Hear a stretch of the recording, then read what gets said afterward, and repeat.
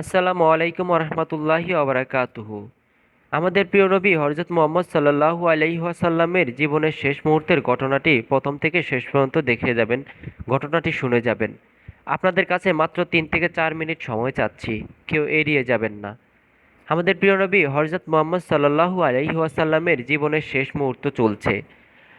হঠাৎ সেখানে একজন লোক এসে বললেন, সালাম, আমি কি ভেতরে আসতে পারি? ফাতেমা রাদিয়াল্লাহু তাআলা আনহু বললেন, দুঃখিত, আমার পিতা খুবই অসুস্থ। ফাতেমা রাদিয়াল্লাহু তাআলা আনহু দরজা বন্ধ করে রাসূলের কাছে গেলেন। রাসূল সাল্লাল্লাহু আলাইহি ওয়াসাল্লাম বললেন, কে সেই লোক? ফাতেমা বললেন, এই প্রথম আমি তাকে দেখেছি, আমি তাকে চিনি না। রাসূল সাল্লাল্লাহু আলাইহি সাল্লাম বললেন, শোনো ফাতিমা, সে হচ্ছে আমাদের এই ছোট্ট জীবনের অবসানকারী ফেরেশতা আজরাইল। এটা শুনে ফাতিমার অবস্থা তখন ক্রন্দনরত বোবার মতো হয়ে গিয়েছে। রাসূল সাল্লাল্লাহু আলাইহি ওয়াসাল্লাম বললেন, হে জিব্রাইল, আমার উম্মতের কি হবে? আমার উম্মতের নাজাতের কি হবে? জিব্রাইল আলাইহি ওয়াসাল্লাম বললেন, হে রাসূল, আপনি চিন্তা করবেন না, আল্লাহ ওয়াদা করেছেন আপনার উম্মতের নাজাতের জন্য। মৃত্যুর ফেরেশতা ধীরে ধীরে রাসূলের কাছে এলেন জান কবজ করার জন্য। মালাকুল মাউত আজরাইল আরও কাছে এসে ধীরে ধীরে রাসূলের জান কবজ করতে থাকলেন। পাশে দাঁড়িয়ে থাকা জিবরিলকে রাসূল সাল্লাল্লাহু আলাইহি ওয়াসাল্লাম গুঙ্গানির সাথে বললেন, ওহ জিব্রাইল, এটা কেমন বেদনা, কেমন বেদনাদায়ক জান কবজ করা। ফাতেমা রাদিয়াল্লাহু তাআলা আনহু তার চোখ বন্ধ করে ফেললেন।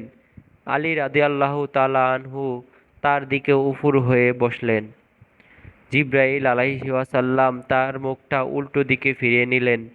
রাসূল সাল্লাল্লাহু আলাইহি ওয়াসাল্লাম বললেন, হে জিব্রাইল, তুমি মুখটা উল্টো দিকে ঘুরালে কেন? আমার প্রতি তুমি বিরক্ত? জিব্রাইল আলাইহি ওয়াসাল্লাম বললেন, হে রাসূল, সারাকাতুল মাউতের অবস্থায় আমি আপনাকে কিভাবে দেখে সহ্য করতে পারি? ভয়াবহ ব্যথায় রাসূল ছোট্ট একটা গোঙানি দিলেন। রাসূল সাল্লাল্লাহু আলাইহি ওয়াসাল্লাম বললেন, হে আল্লাহ, সাকারাতুল মাউতটা জান কবজ করার সময় যতই ভয়াবহ হোক সমস্যা নেই, আমাকে সকল ব্যথা দাও, আমি বরণ করব, কিন্তু আমার উম্মতকে ব্যথা দিও না। রাসূলের শরীরটা ধীরে ধীরে ঠান্ডা হয়ে আসতে লাগলো। তার পা বুক কিছুই নড়ছে না। রাসূলের চোখের পানির সাথে তার ঠোঁটটা কম্পিত ছিল। তিনি কিছু বলবেন মনে হয়। আলী রাদিয়াল্লাহু তাআলা আনহু তার কানটা রাসূলের মুখের কাছে নিয়ে গেল। রাসূল বললেন, নামাজ কায়েম করো এবং তোমাদের মাঝে থাকা দুর্বলদের যত্ন নাও। রাসূলের ঘরের বাইরে চলছে কান্নার আওয়াজ। সাহাবাইরা একজন আরেকজনকে জড়িয়ে ধরে উচ্চস্বরে কান্নারত। আলী রাদিয়াল্লাহু তাআলা আনহু আবার তার কানটা রাসূলের মুখের কাছে ধরল। রাসূল সাল্লাল্লাহু আলাইহি ওয়াসাল্লামের চোখ ভেজা অবস্থায় বলতে থাকলেন, ইয়া উম্মতি, ইয়া উম্মতি, ইয়া উম্মতি।